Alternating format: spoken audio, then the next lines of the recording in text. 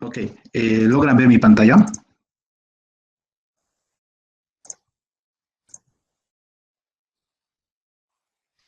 ¿Me confirman? Sí, sí, se ve, sí. Ya, ok. Les mencionaba, doctor, hasta qué tema va a ser el examen o directamente hasta el 9 de enero.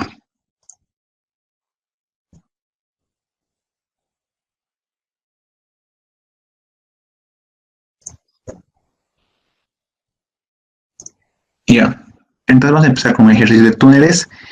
Esto es un ejercicio del, si no mal recuerdo, es del anterior semestre, creo que ha sido del segundo parcial o del final, de túneles. Entonces te da así estos datos. Te dice, la curva característica del macizo rocoso mostrada en la figura corresponde a un radio de túnel de 2.8 metros. Tiene su GCI y el GCI va a ir variando. El GCI nos dice que va a ir variando dependiendo de los dos últimos dígitos de cada identidad, ¿no? Este es algo muy trivial, muy sencillo. Nos da los datos, nos dice la roca intacta, 35 megapascales, el peso unitario 27.500 metros cúbicos, coeficiente petrográfico y la profundidad. O sea, prácticamente nos da todos los datos del macizo rocoso. Podemos identificar las características o el comportamiento. Ahora parte dónde está la curva característica. Esa es la curva característica. Esto representa el macizo rocoso, ¿no? Representa el comportamiento de deformaciones del macizo rocoso.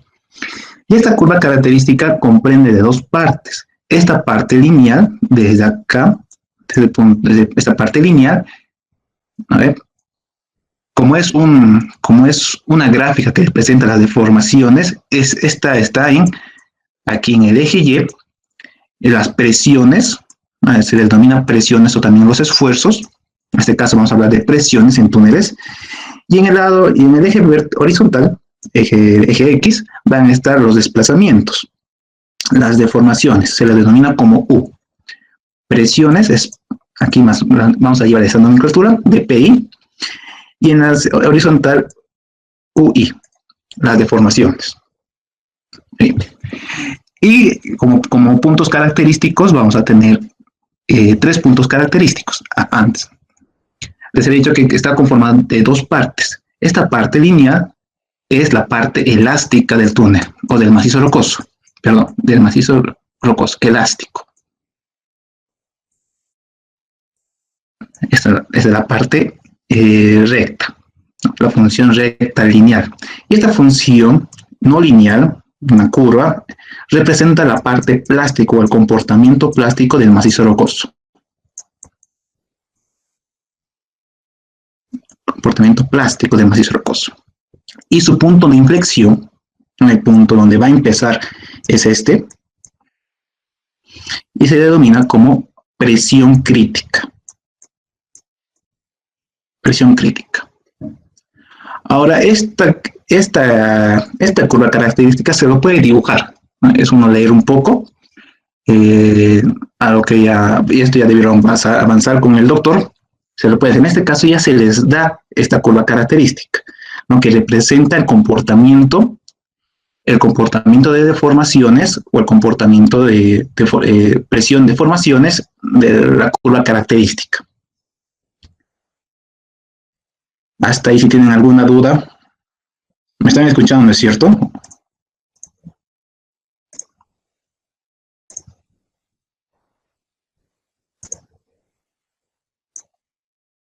Ok, continuaremos. Entonces, es lo que representa. Al ver la parte inicial, la parte elástica, ya vemos que va a haber deformaciones constantes, ¿no? Va a haber las deformaciones, van a ser constantes, van a ir variando de manera constante, mientras que aquí ya no van a ir variando dependiendo de las presiones. ¿No? Eso es lo que es la curva característica. Entonces, a partir de la curva característica, nos pide calcular, aquí por ejemplo, calcular el ICE. Alguien que sepa qué es el ICE, eso es como también pregunta teórica.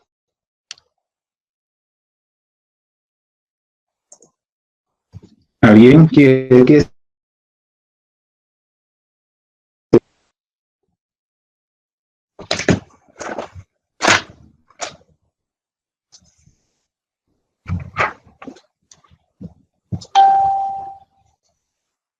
¿Nadie?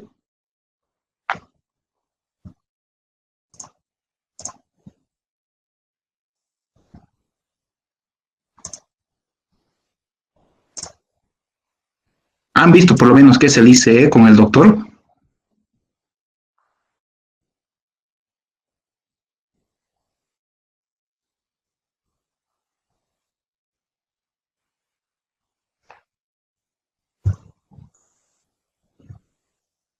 ¿Me están escuchando, no es cierto o no? Sí, se lo escucha. Y a ver, ¿qué se dice? Una pregunta teórica. Va a preguntar, el ICE, ya antes que nada yo creo que sí vamos a tener que repasar bastante. Todo lo que se va a hacer acá, todo lo que se va a hacer en cuestiones de túneles, voy a dibujar aquí el túnel, y eso digamos es el macizo rocoso.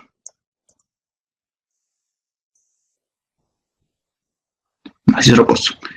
Eh, el túnel para que tenga sostenimiento, o sea, para que pueda ser estable, se coloca medidas de sostenimiento.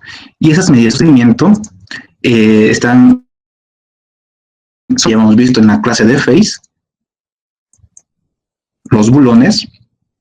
El siguiente es el hormigón proyectado, y lo siguiente es las cerchas metálicas.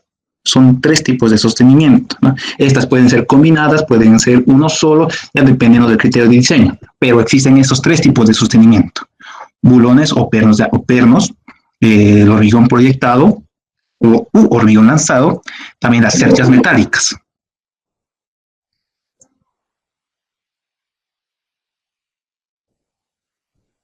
Las cerchas metálicas. Entonces, para hacer el diseño de tales sostenimientos, encontramos tres métodos para este diseño. Y esos tres métodos son los siguientes. El primer método son los empíricos. Empíricos. El siguiente método son el analítico, método analítico.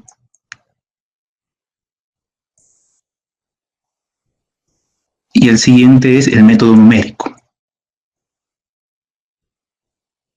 O sea, hay diferentes métodos para poder diseñar estos sostenimientos, tipos de sostenimiento. Ya anteriormente, en clases anteriores, en el manejo del FACE, ya hemos visto cómo haríamos el diseño o cómo verificaríamos el diseño con el programa FACE, ¿no? Con el software.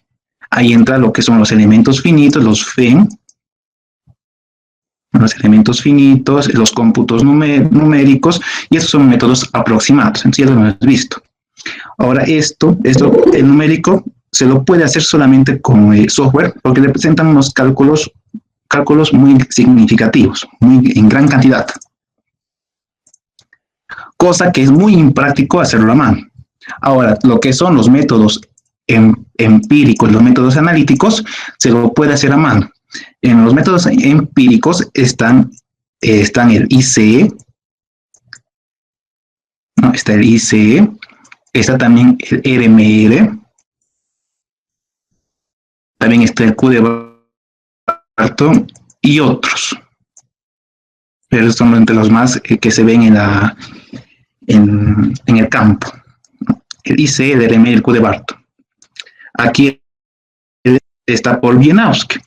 Y para determinar qué tipo de sostenimiento va a tener, este RMR de Wieniawski también ha sido modificado por Sedada.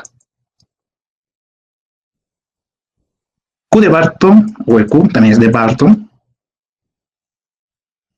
y el ICE es de también Sedada.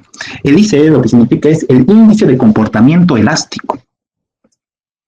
Voy a colocar índice de comportamiento elástico. Es decir, que nos va a dar una categorización del comportamiento del macizo rocoso para poder elegir un tipo de sostenimiento. Comportamiento elástico.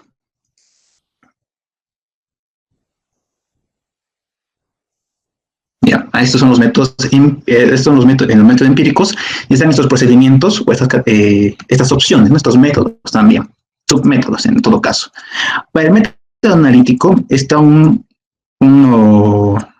análisis mucho más interesante, en la cual se llama la curva de convergencia. Curva de convergencia.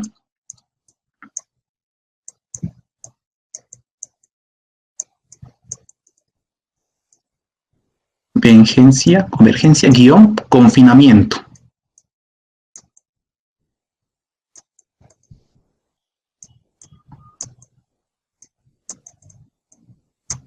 Y lo que vamos a ver ahora. Es decir, estos son los métodos, incluso son los procedimientos para vamos a tener estos datos en el RMR. Vamos a tener a partir del RMR, incluso del GCI. Entonces, está enlazado con la clasificación del macizo rocoso, ¿no? Con la clasificación. Entonces, aquí nos presentan tablas, van a ser tablas, dependen para cada tipo de sostenimiento. Y esas tablas nos van a dar dimensiones de sostenimiento. Después vamos al siguiente método, al analítico. Con esto vamos a verificar que esos sostenimientos estén adecuados. Y aquí en la curva de convergencia en confinamiento, el resultado final es un factor de seguridad. Y ese factor de seguridad, como ya hemos visto en muchas cosas, en muchas ocasiones, tiene que ser mayor o igual a 1 para que sea un diseño aceptable. O sea, para que sea un diseño estable, perdón. Lo más correcto es un diseño estable. Y después, a partir de esos dos métodos, se va al numérico. Porque en el numérico se emplea elementos finitos, los FEN, y en las cuales ya nos dan unas aproximaciones más realistas del terreno. Al final, si están comprobados con el método numérico, este tipo de sostenimiento, entonces, y si cumple, entonces se puede hacer el diseño y se puede hacer la construcción del túnel. Eso no es muy complicado. En todo caso, cuando ya nos dan esta curva característica, viene al método analítico, y el método analítico es de la convergencia al confinamiento. ¿Y qué significa convergencia? La convergencia es la intersección, y va a ser la intersección de dos curvas, y estas dos curvas van a ser la curva, está muy feo, la curva característica,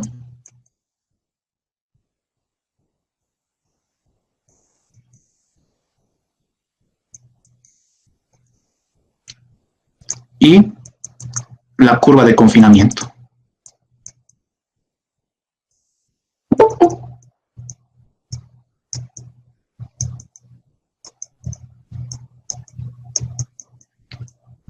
Se tiene que esta curva de convergencia, de confinamiento, va ahí. Es decir, va a haber otra curva más, y tiene que intersectarse. Y esto ya lo vamos a ver. Y todo se trata de eso.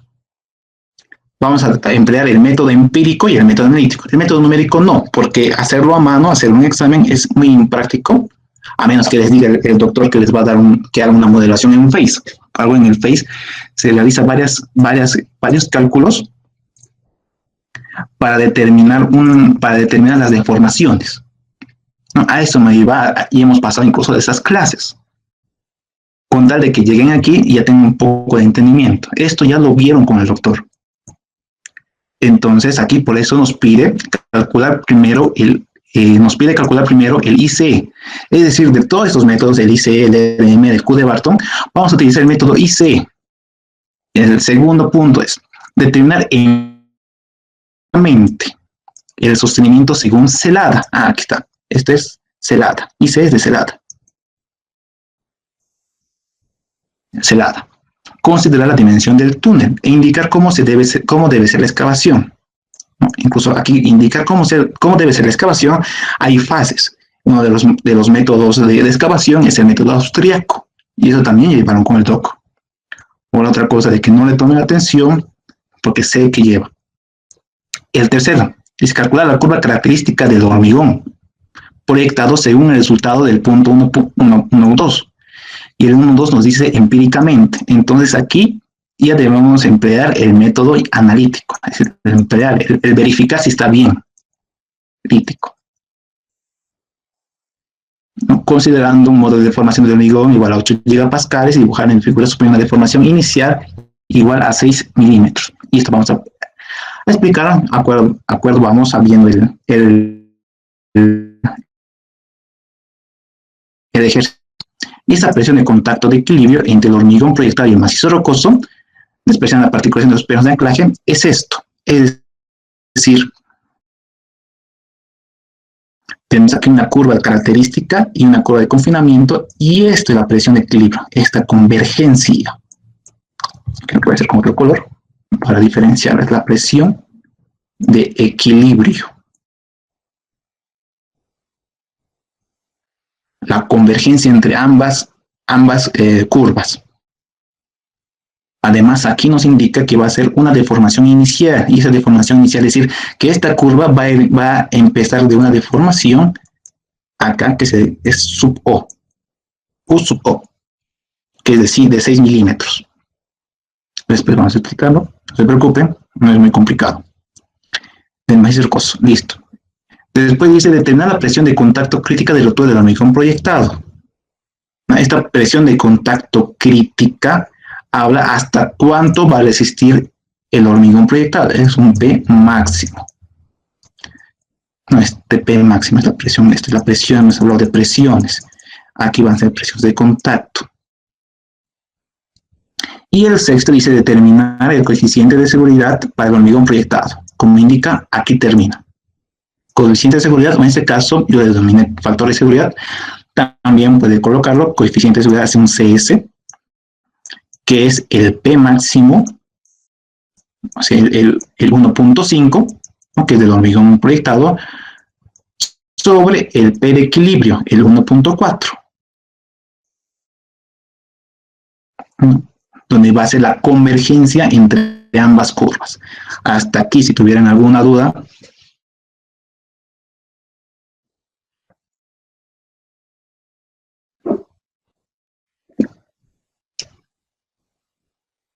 Si no, entonces vamos a la pregunta 1.1. 1.1. Entonces tenemos aquí los datos. En mi caso yo voy a manejar, este sería para mí 37.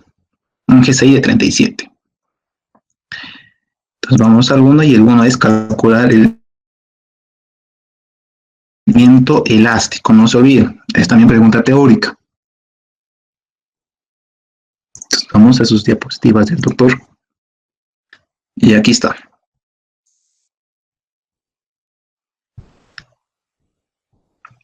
Por si acaso, no son las diapositivas del doctor de este semestre, es del anterior semestre.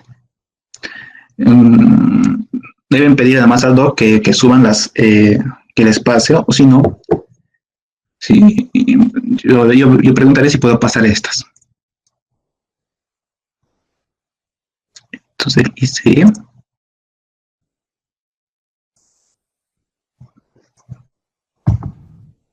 un recorte.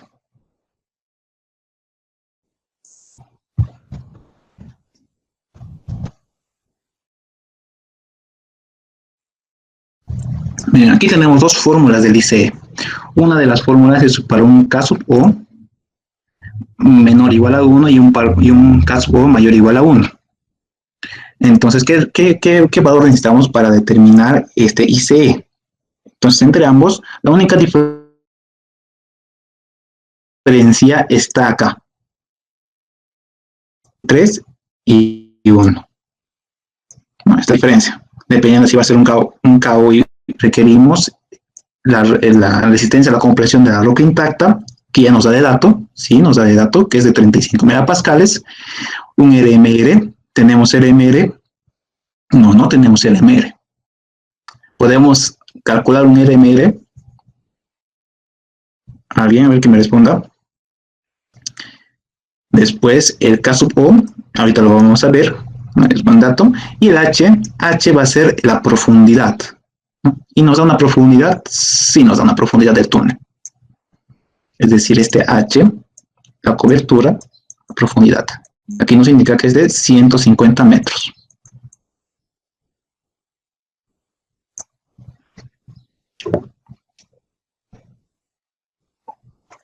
Muy bien. Alguien a ver que sepa cómo podemos obtener el LMR con estos datos, ya que no tenemos ningún otro dato para hacer clasificación.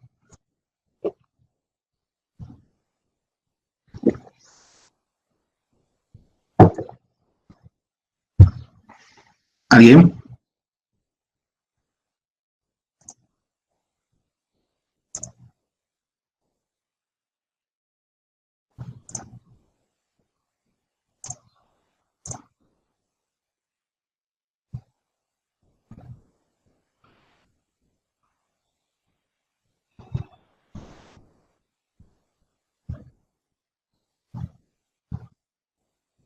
¿Dónde podemos determinar el LMR?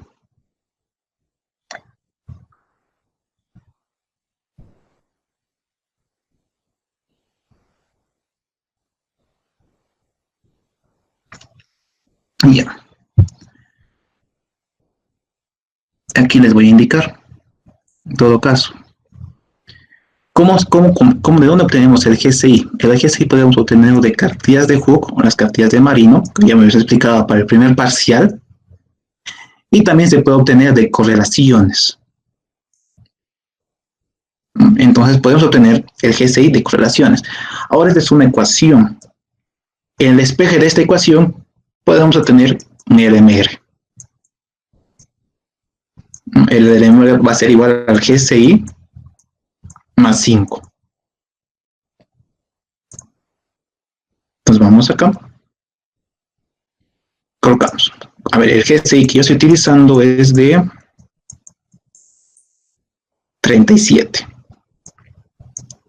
Por lo tanto, mi LMR, según esta ecuación, ¿no ve? Empírica, que está en su formulario, a ver, su formulario.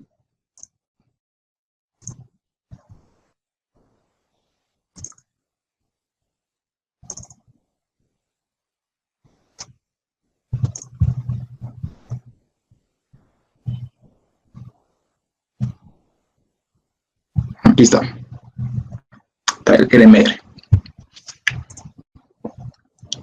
Entonces colocamos 37 más 5 igual a 42. Ok, ya tenemos el LMR. El caso O. El caso O es un poco complicado. Va a depender. El caso O indica la relación entre el esfuerzo vertical y el esfuerzo horizontal. A ver, como habíamos visto, ya hemos repasado lo que es suelos 1 y suelos 2. Sabemos que hacia este es el terreno. Eso coloca línea de tierra. Y a cierta profundidad, H, ¿no? Podemos calcular su esfuerzo vertical. Esfuerzo vertical, sigma P. Esfuerzo vertical. Sabemos cómo calcularlo, va a depender mucho va a estar en función del peso específico, va a estar en función de la altura, incluso de la presión de poros. Entonces, ya sabemos calcular. ¿Y cómo calculábamos el esfuerzo horizontal? El sigma H. No se calculaba con un factor, este factor K del esfuerzo vertical. Y este K es la relación entre el esfuerzo horizontal y el esfuerzo vertical. Y para eso también hay métodos para calcular. Vemos, aquí están las diapositivas del doctor. Y aquí está, el caso O, la relación de esfuerzos verticales y horizontales. Aquí está, horizontal, vertical. Aquí nos indica que el esfuerzo vertical no es demasiado rocoso por la altura. Entonces, esto puede depender del módulo de Poisson, puede depender del módulo de deformación horizontal, y esto ya viene de ensayos. Si no tenemos ninguno de estos datos, tanto el módulo de Poisson o el módulo de deformación horizontal, entonces utilizamos la hipótesis de Heim. ¿Y cuál es la hipótesis de Heim? Que nos indica que caso O igual a 1. Entonces no tenemos los datos suficientes, entonces podemos emplear esta hipótesis. Al emplear esta hipótesis de Heim, entonces utilizaríamos este K. En rever, déjenme Déjenme, aquí creo que hay un pequeño error.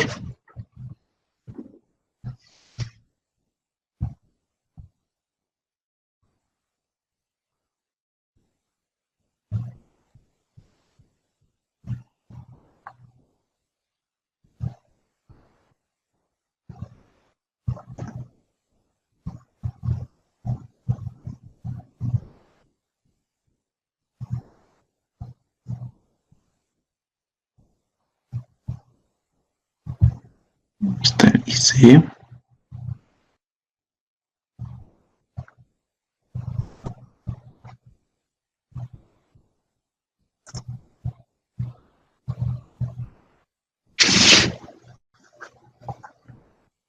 Ya, en realidad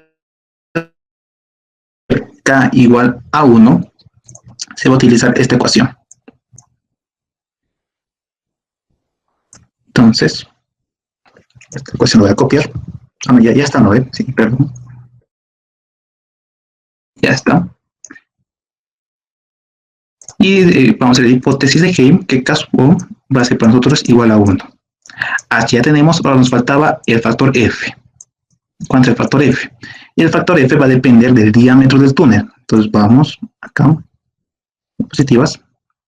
De continuación está factor de forma que toma los siguientes valores. Un factor de forma del diámetro del túnel. Aquí dice para túneles circulares de 6 metros de diámetro. Esto también podría entenderse como es el menor diámetro. Para túneles menores a 6 metros.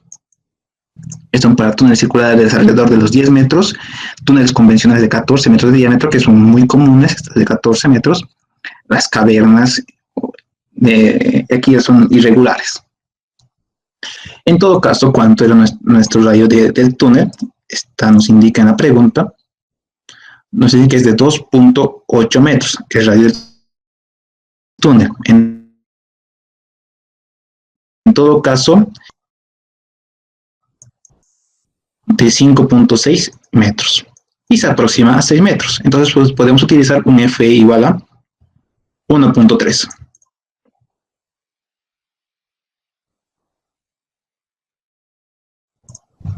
Está, F igual a 1.3. Ok, entonces ya tenemos todos los valores, así que reemplazamos en la ecuación. Tenemos que el IC va a ser igual a 3.704 por el esfuerzo a la compresión de la roca alta, que es de 35 megapascales, por la exponencial elevado de RM, y de RM en mi caso me salió 42 menos 100 sobre 24. Y esto está igual a 3 menos 1 por H, y H es 150 metros. Todo multiplicado por 1.3. ¿Cuánto sale esto?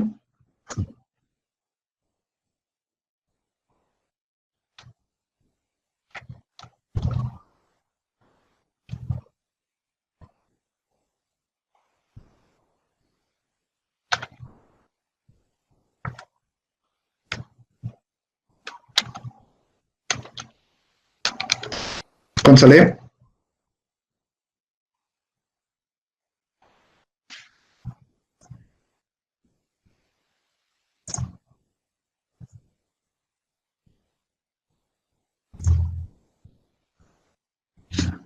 ¿Cuánto sale? Dice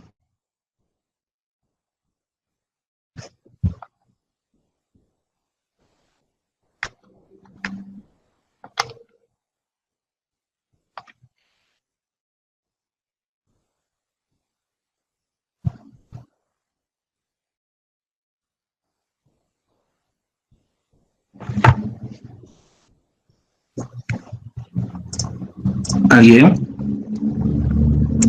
Ya, pues muchachos, entonces para trabajar así conjunto. Para hacer así con calma, paso a paso. Auxiliario 50.12. Perfecto, 50.12. Ya, antes de nada, muchas gracias. cuando es K sub O igual a 1, cualquiera de estas ecuaciones es válida. La única diferencia, como se me ha indicado, es acá, en el denominador. Si fue 1, aquí va a ser 2. Si va a ser 1, 2. Y aquí si va a ser 1, igual va a ser 2. Así que cualquiera podemos utilizar, no se complica mucho acá. Bien, entonces tenemos un IC de 50.12. Ok, entonces hemos calculado el índice de comportamiento elástico del macizo rocoso. Entonces podemos ir a la tablita. Creo que aquí está la tablita.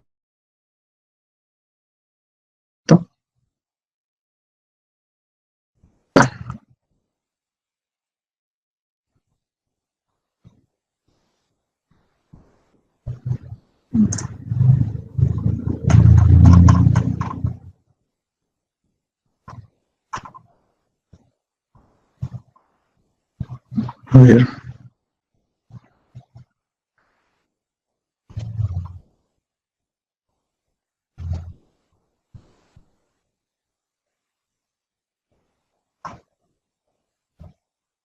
Estable.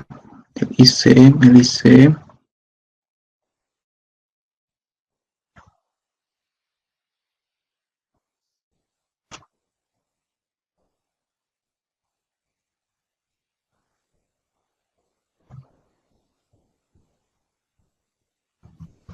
Ya, como les decía, aquí está la fase la determinación de sostenimiento. Estos son los métodos empíricos, ¿no? Aquí está la segunda de Wieniawski con el MR. Hay una mejora, aquí está la mejora de Romana, y esta es la que mejor se utiliza cuando tiene un RMR. Esto según Barton. Y lo que nosotros nos tocó era el IC de Cerada. Y es esta. Entonces entramos. Nos salió un ICE de 50, ¿no? De 50.12. Y aquí está el ICE. Entonces ubicamos nuestro ICE que nos tocó el 50.12 y que nos indica qué comportamiento va a tener la excavación. Va a ser una clasificación moderada. El posible mecanismo de la inestabilidad, o sea, ¿por qué motivo puede haber una inestabilidad al momento de la excavación del túnel? No pueden ser colapsos puntuales de pocos metros cúbicos, es decir, que rocas muy fracturadas pueden, o algunas rocas fracturadas pueden pueden desprenderse. Ahora, aquí dice la excavación de la sección. ¿Qué tipo de excavación va a tener? Entonces vemos, continuamos y está en este punto.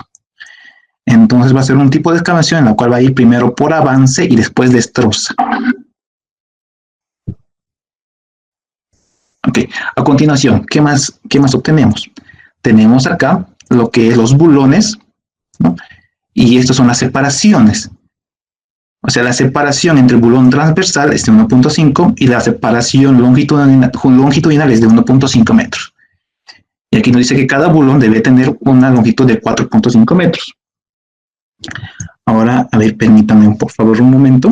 Creo que el doc ya mandó grupo.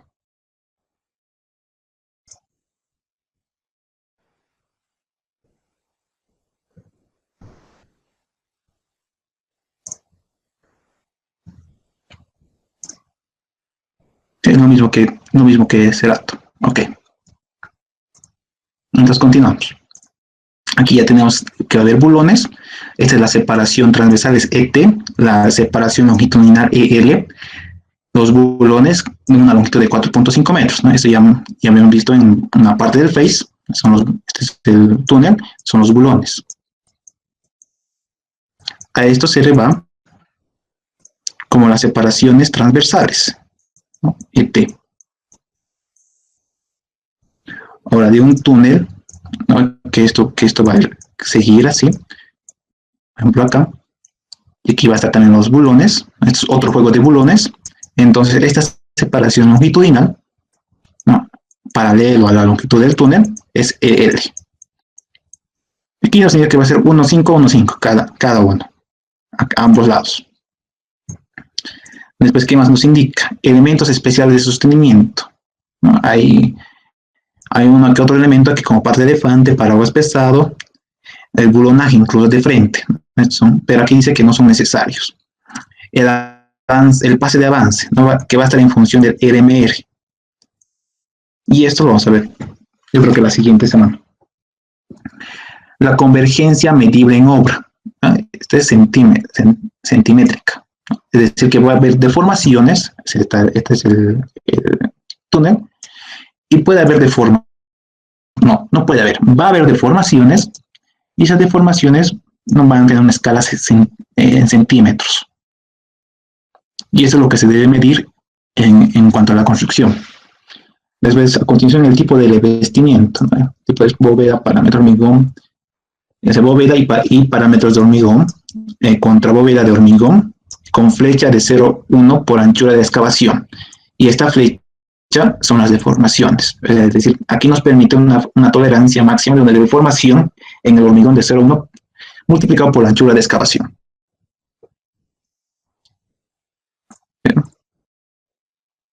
Tomás.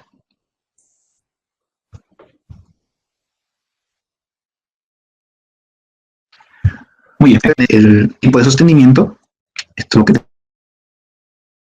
debe emplear, y aquí nos indica el tipo de excavación.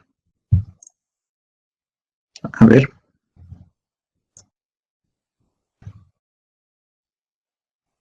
Estas son mejoras, esto es ya lo que mandó el doctor, aquí ya está en el grupo, con eso vamos a continuar.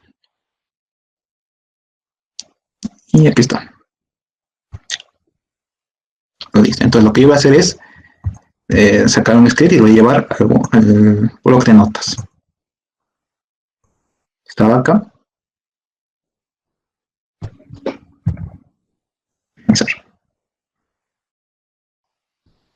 Entonces aquí este es el ICE, es el 1.1, ahora voy a hacer el 1.2, entonces determinar empíricamente el sostenimiento, según será la consideración. Ahí está, 1.2 lo que acabamos de ver, sostenimiento. Sostenimiento empírico.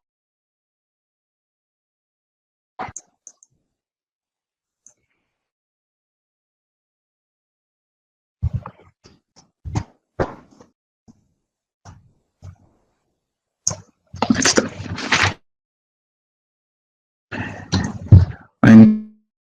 Entonces, lo que se debe colocar así en su examen detallado, ya incluso de esto del avance y destroza, tipo de excavación, ya se explicó también en clases. El ingeniero debe explicar destroza. Y aquí lo que nos interesa aquí son el sostenimiento. Esto es sostenimiento.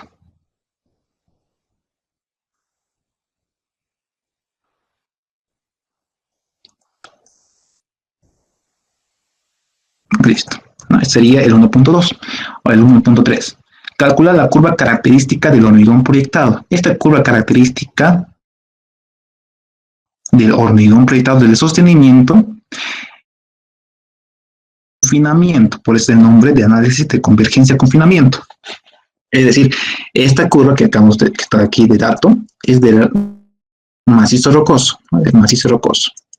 El comportamiento de deformaciones versus presiones o esfuerzos del macizo rocoso, y se va a hacer otra gráfica otra gráfica que representa las deformaciones, esfuerzos del sostenimiento.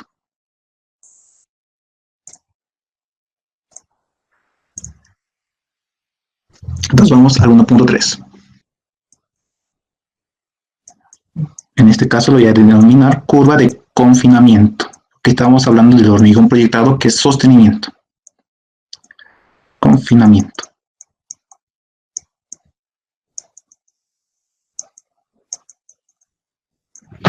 Entonces me va a ayudar con esta gráfica. Esta gráfica me va a ayudar.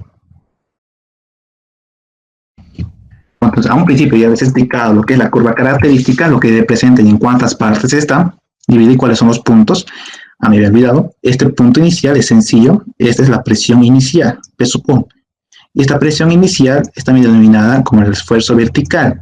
Y el esfuerzo vertical que sabemos calcular es el peso específico del macizo rocoso por la altura de cobertura o la profundidad del túnel. Y eso es sencillo. Calcular. O sea, para hacer esta curva. Pero eso es lo que nos indica, es lo que nos representa. Esto habíamos mencionado que es la presión crítica que divide en dos partes la curva de características del macizo rocoso, un comportamiento elástico y el comportamiento plástico.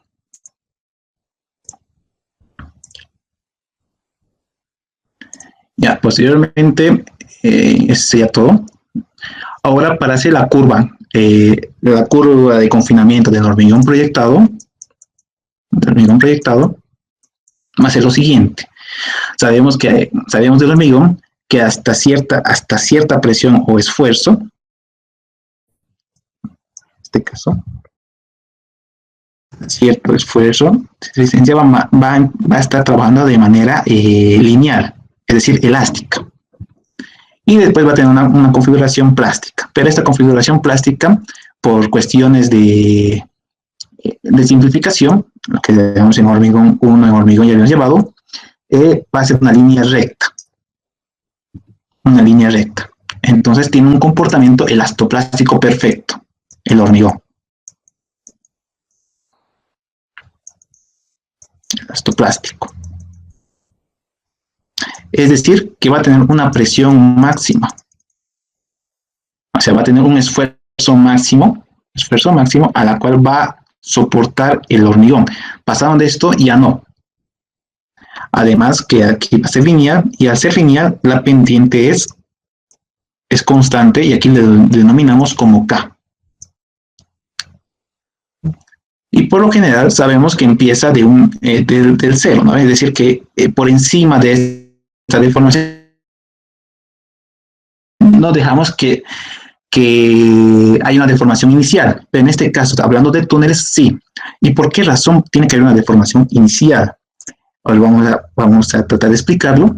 Entonces, digamos que es una vista ya transversal desde el macizo rocoso, nuevamente. Macizo rocoso. El eje del túnel, esto ya va a ser una vista transversal del túnel. Así vamos a colocarlo. De esa manera.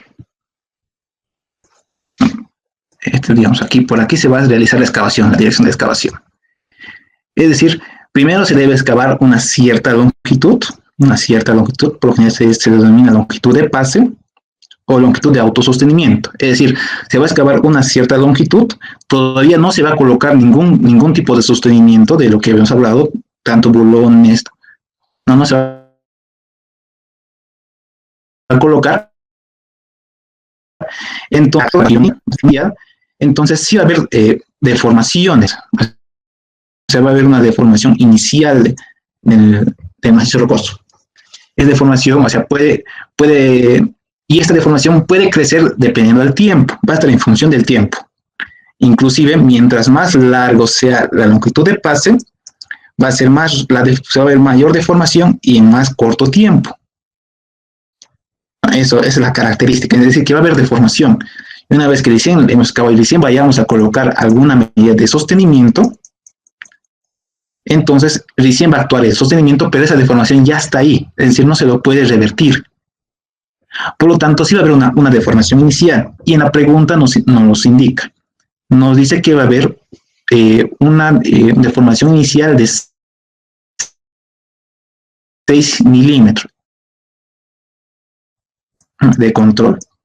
Ahora, aparte, nos indica que el módulo de Young, el módulo del hormigón que están utilizando, que va a depender del tipo de característica, en todo caso, para el hormigón proyectado, se utiliza un esfuerzo a la compresión y a 250 o 25 megapascales, que esto también es igual o muy similar a 250 kilogramos centímetro cuadrado.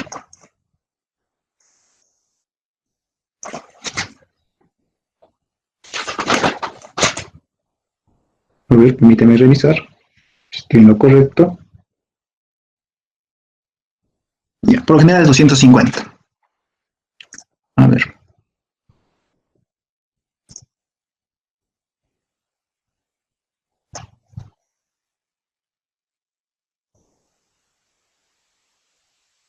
Porque aquí no he colocado y deben decir 250 verticales.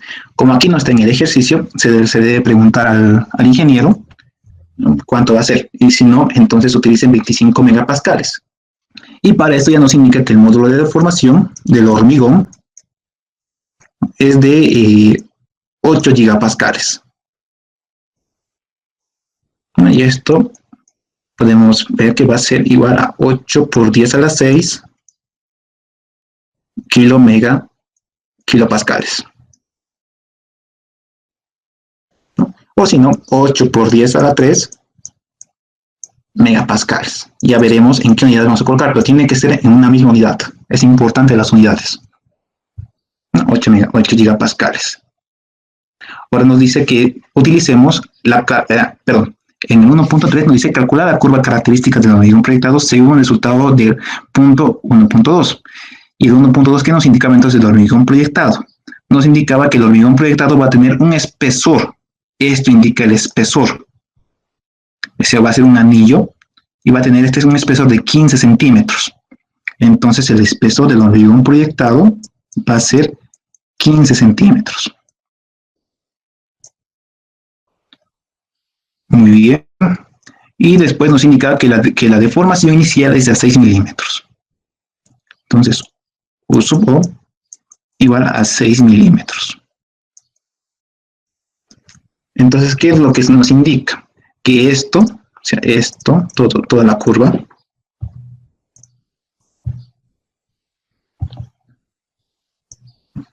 toda esta curva, tiene que moverse 6 centímetros. 6 milímetros. Acá.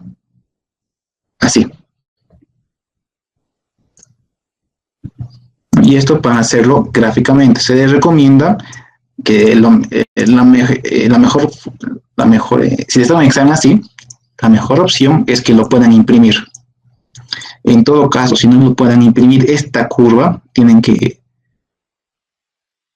así con tanto también con estos ejes de referencia, hacerlo de su computadora, colocar una hoja blanca y calcar, ¿no? Tratar de dibujarlo, tal cual, porque a partir de acá tenemos que saber este punto, esta intersección, esta convergencia. Listo, entonces una vez que tengamos esto, ¿qué tenemos que calcular? Tenemos que calcular, o sea, nos piden graficar, ¿no? Calcular la curva característica, es decir, tenemos que graficar esto. Entonces, para esto tenemos que calcular K, tenemos que calcular P máximo, cuánto va a ser P máximo, y también con esto, si tenemos este K, la pendiente, y tenemos este P máximo, podemos calcular este otro punto. ¿No? Este otro punto, que va a ser una deformación máxima que va a tener el hormigón proyectado. Entonces vamos a las diapositivas de la parte 2. Perfecto. Por si acaso, toda esta demostración, aquí está que las deformaciones radiales que llevaron con el doctor, esas deformaciones y las ecuaciones constitutivas, aquí están las deformaciones radiales. Entonces, todo se construye la curva característica a partir de acá. Y aquí también nos indica claramente que va a tener primeramente un comportamiento elástico. Aquí está el comportamiento de las deformaciones elásticas, que va a ser lineal, que hemos visto inicialmente, y después va a tener un comportamiento plástico, ¿no? Que va a ser una curva. Lo que acabamos de ver, la curva característica, que vamos a explicar. Y el punto de inflexión, el punto que va a dividir estas dos curvas, va a ser la presión crítica. Y aquí está.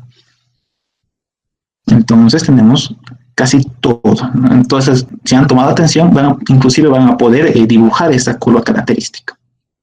Esta es la curva característica, como se indicó, y esto ya está realizada por el programa Rock Support, también de la misma empresa, o de la misma línea de Rock Science, que utilizamos el Face, que utilizamos el DIPS, inclusive el Slide. No, aquí con esto se calcula la longitud de pase. Pero en este caso ya no les indica, ¿no? Con esto podemos calcular, con esta gráfica, se calcula la deformación inicial. Pero en este caso, en este ejercicio, ya les da este dato. Así que no debemos calcular. Aquí está la curva característica del sostenimiento. O también, bueno, yo lo llamo curva de confinamiento, ¿no? Pero es lo mismo, que nos dice curva característica del sostenimiento. Entonces tenemos aquí para calcular K, la pendiente que hemos indicado, calcular K. Y la presión máxima está acá. Presión de contacto máxima del hormigón proyectado. Ahora también podemos utilizar K para con estos datos, ¿eh? Pero aquí necesitamos el módulo de ecuación del concreto, cosa que no nos da, no nos indica módulo de ecuación del concreto. Solo tenemos el módulo de Young. Entonces utilizamos, a ver, voy a llevar esto.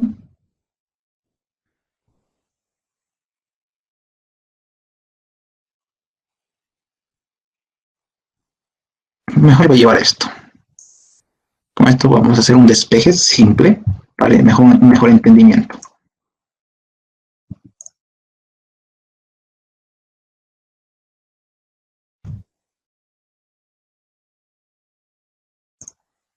Y esto más.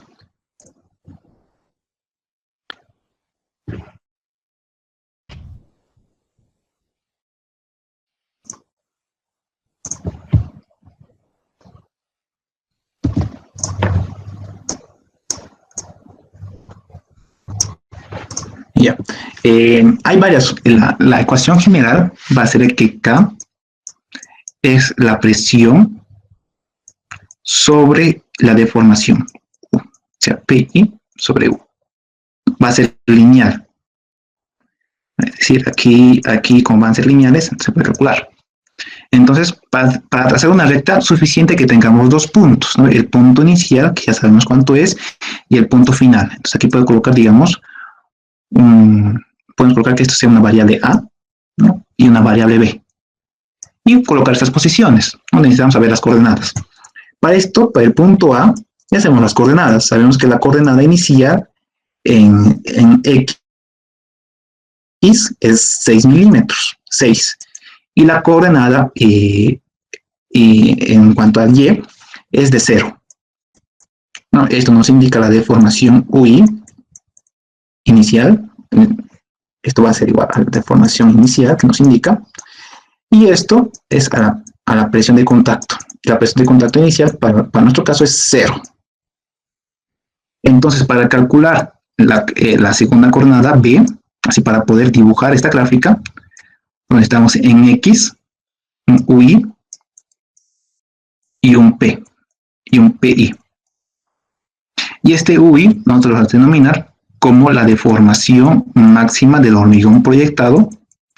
Y este va a ser la presión máxima que puede resistir el hormigón proyectado.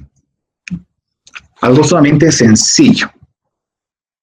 Entonces, vamos a partir de esta ecuación.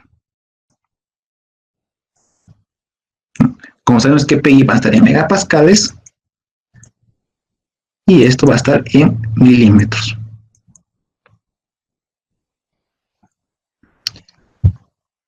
Entonces, aquí está PI, aquí está PI, lo que hemos dicho. Y aquí está, y esto vamos a despejar. Esto lo vamos a denominar como K. Es decir, de esta ecuación, despejando U sub I, tenemos que va a ser K, perdón, que va a ser PI sobre K. Entonces, todo esto que es, va a ser K. Entonces, para nosotros acá, K va a ser la constante K o la pendiente, en este caso, pendiente,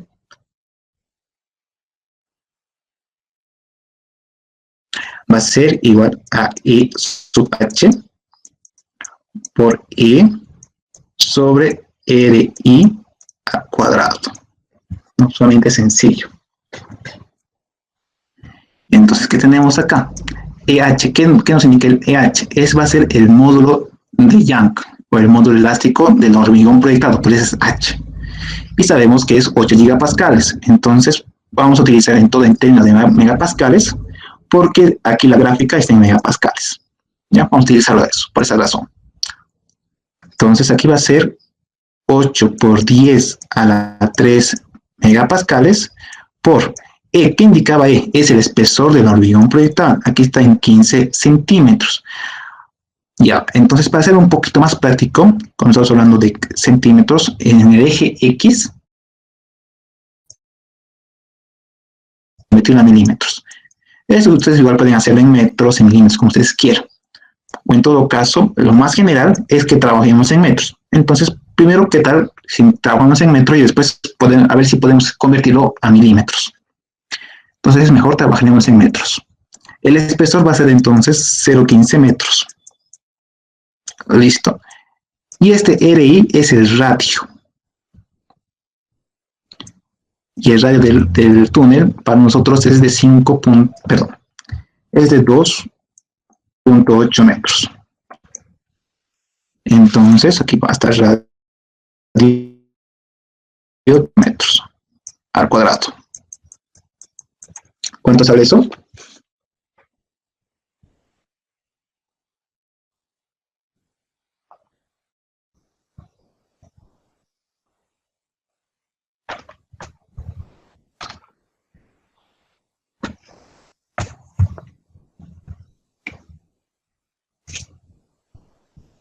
¿Cuánto sale? 153.06. Ya, muchas gracias. 153.06. Ahora vamos a averiguar en qué unidades sale. Sabemos que esto está en megapascales, esto está en metros y esto está en metros cuadrados. Estamos. Y entonces lo más ideal es que dejemos tal cual. Megapascales sobre metro. No sobre metro. Ahora, esto voy a tratar de convertirlo a milímetros. Y ahora vamos a ver por qué. Entonces, K va a ser igual en milímetros, va a ser 153.06 por 1 metro sobre 1000. Y tenemos entonces 0.153 megapascales sobre milímetros. ¿Estoy en lo correcto? Si me equivoco, me corrigen, por favor. Me avisan. Entonces quedamos. Es decir, que por cada milímetro que va a ir a la horizontal, va a haber en Y 0.153 megapascales. Esto nos va a ayudar para que daríamos la presión máxima. Pero la presión máxima ya es el inciso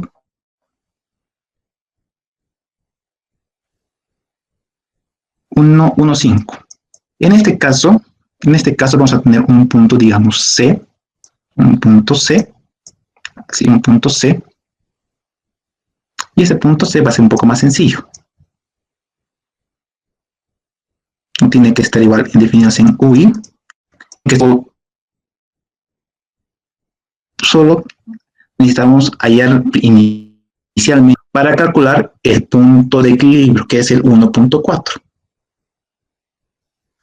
Entonces, el 1.4 va a ser el P de equilibrio.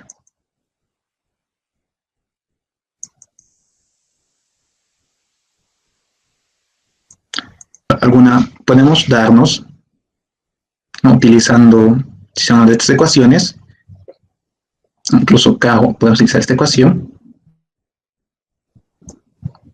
Podemos darnos una presión, digamos. A ver aquí.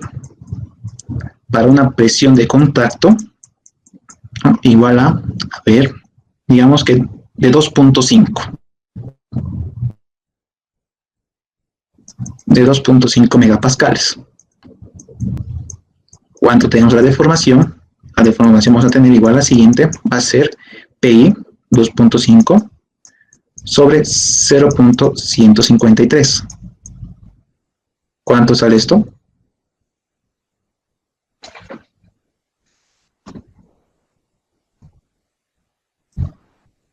.153. ¿Cuánto sale? 16,34. 16,34.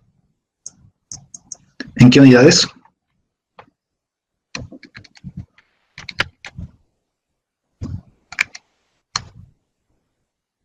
En unidades milímetros. Perfecto, muchas gracias. Por eso hemos convertido acá. Pueden hacerlo o no pueden hacerlo, ya depende de ustedes. Solo estoy aquí dando ya algunas ventajas que pueden hacer.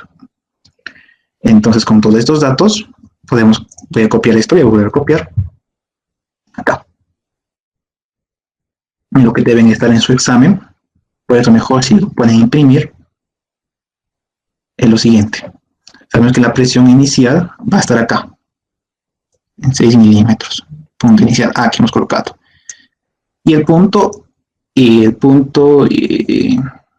C que me puse, o sea, un intermedio, para solo dibujar esta recta, está a una presión de 16, a 16.34, incluso 16, digamos, por acá más o menos, 16, y una presión de 2.5. Entonces va a estar a esta, bueno, más o menos a esta recta.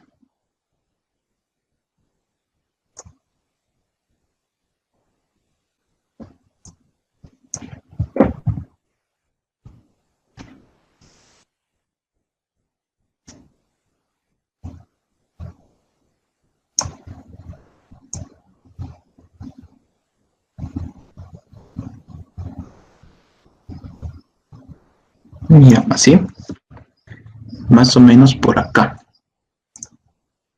34 un poquito más aquí.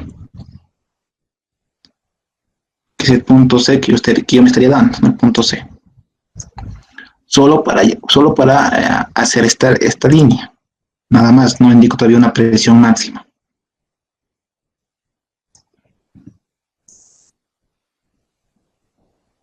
Lo más exacto que pueda. Así. Ya creo que está recto. Y entonces lo que tienen que hacer para calcular el equilibrio es la intersección. Es de intersección, es el P de equilibrio. La presión de equilibrio. ¿No? Y aquí sabemos a cierta deformación cuánto va a ser. Y a cierta, en este caso, voy a colocar una recta también. A cierta presión de contacto. Entonces, acá. Para mí, más o menos, la presión de equilibrio, haciendo así gráfico, es igual a 0,8 megapascales.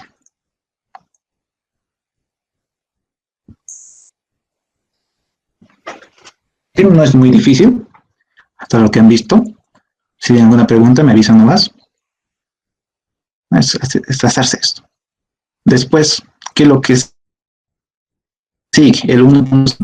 Determina la presión de contacto crítica de la altura del hormigón proyectado. Lo que quería hacer es decir, esta P máximo. O sea, hasta donde no va a ser infinito, o sea, no va a soportar infinitamente el hormigón proyectado, no va a tener hasta un cierto límite. Y se calcula con esto, la presión máxima. Voy a colocar aquí el 1.5, la presión máxima de contacto del hormigón proyectado.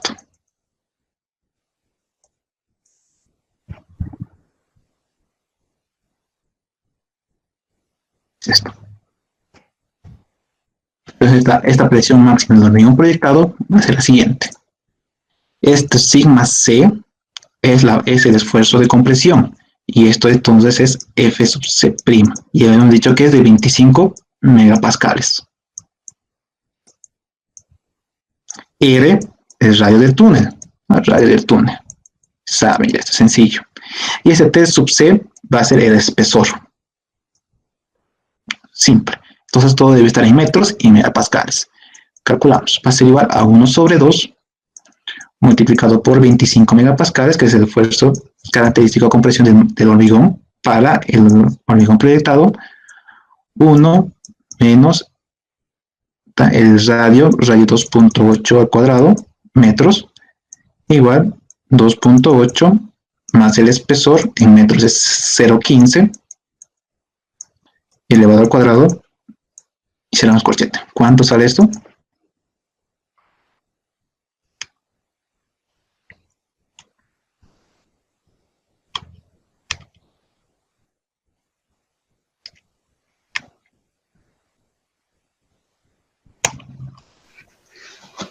1.24 me salió. Perfecto, muchas gracias. 1.24. ¿En qué unidades?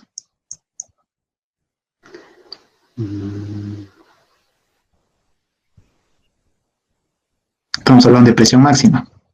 Y hemos empezado con megapascales. Aquí son metro cuadrado, aquí va a ser metro cuadrado. Se simplifican y van a quedar directamente megapascales.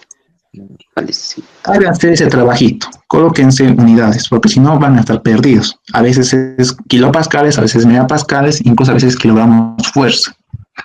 Háganse ese trabajito de verificar. Ya tenemos una presión máxima, es decir, va a ser una presión que va a llegar a 1.24 megapascales. ¿Qué quiere decir eso? Que voy a colocar con otro color. En este caso, uno delgadito. ¿Qué? Este. Entonces, 1.24. Este es 1, 1.20, 1.5, entonces 1.24 va a estar más o menos acá. Trazo una línea recta. Una línea recta así para guiarme. ¿Listo? En realidad debe ser una línea punteada, pero aquí es un poco complicado. ¿Qué quiere decir? Que la presión máxima del hormigón va a ser hasta este punto. Aquí está dibujado. Aquí está. La presión máxima. Entonces, esto, lo que está, esta parte, esto que estoy colocando en rojo, lo que está en rojo, si yo lo denomino, por lo general se denomina en la curva de confinamiento. Confinamiento, porque va a confinar el túnel con un sostenimiento, confinamiento. O también curva característica, voy a colocar así CC, curva característica del hormigón proyectado. Dos son válidos. Tenemos que calcular la presión de equilibrio y por último tenemos el 1.6, determinar el coeficiente de seguridad para el hormigón proyectado. Entonces aquí colocamos, entonces vamos a seguir la nomenclatura, coeficiente de seguridad, coeficiente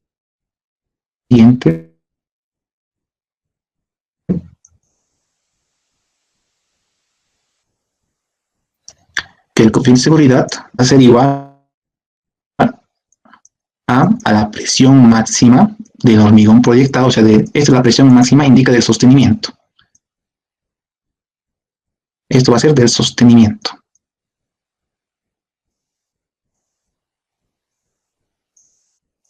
Bien. Sobre la presión de equilibrio. Y esto va a ser la intersección entre la curva característica y la curva de confinamiento. Y eso entonces, por lo tanto, será la presión máxima es 1.24 megapascales sobre la presión de equilibrio. La presión de equilibrio que yo he podido percibir, apreciar es de 0.8, que pude calcular mediante gráfica, 0.8. ¿Cuánto sale esto?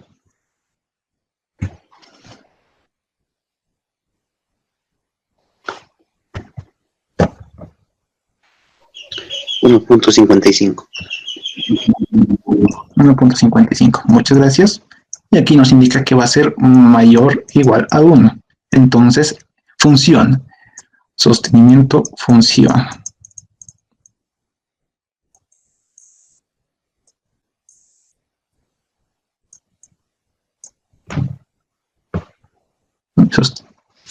Entonces, ahí termina. Ese era el examen final. Y era bastante sencillo. No, tampoco a ver si lo practica. No va a llevar mucho tiempo si lo van a hacer. Cambien nomás los datos. Busquen un GCI o busquen un GCI. Véanlo. Ya todos los datos, casi todos los datos ya lo conocen. No es muy complicado. Y recordarles, ¿no?, que esta es la curva característica. Tiene dos partes, elástico-plástico.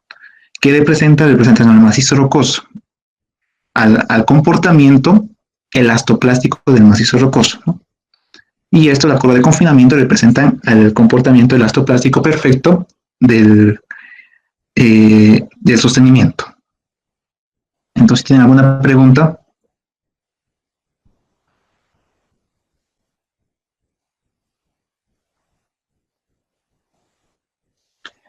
Ya, si no hay ninguna pregunta, entonces aquí acabaríamos. Que tengan una feliz Navidad y nos vemos en la siguiente clase. Antes les mandaré su formulario.